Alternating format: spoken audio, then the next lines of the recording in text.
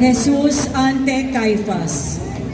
Nagpatuloy ang paglilitis sa pamumuno ng mataas na saserdoteng Caifás.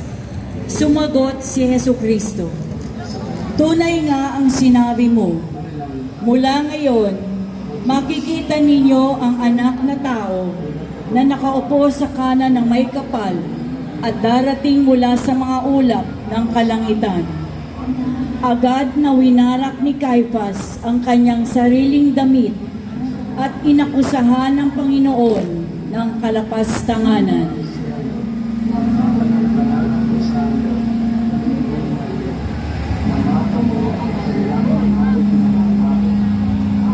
Ang pagtatwa.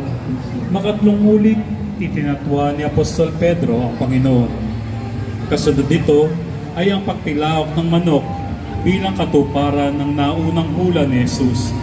Habang sila ay naghahapunan, kung saan sinabi niyang, "Bago tumilaok ang tanda ngayong gabi, sasabihin mo ng 3 beses na hindi mo ako kilala." Nang maganap nga iyon, napatakbo ang abang disipulo at lumuha ng may puot at pagsisisi.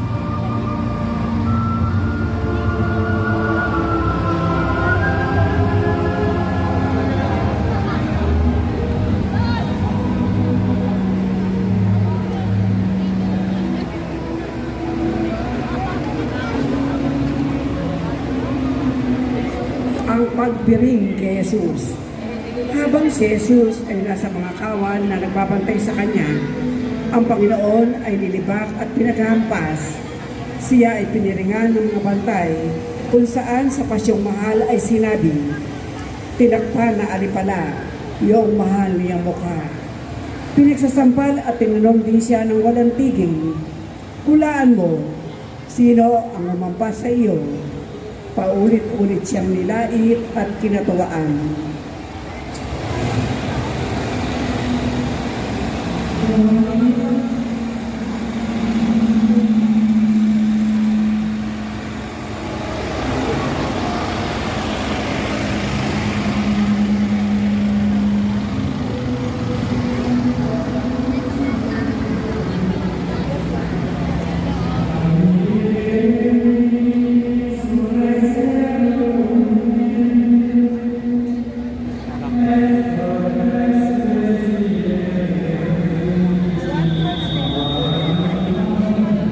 Pagharap ni Jesus kay Herodes. Nang malaman ni Pilato na sakop ni Herodes ang pinagmulan ng Panginoon, ay kaagad siyang ipinadala sa Jerusalem. Tuwang-tuwa ang hari nang makita si Jesus, sapagkat matagal na niya itong inaasam. Siya'y umaasang makakita ng ilang himalang ginawa niya, subalit si Jesus ay hindi sumagot. Pinabalik na lamang niya ito kay Pilato dahil sa kanyang lugar di umano gumagawa ng gulo.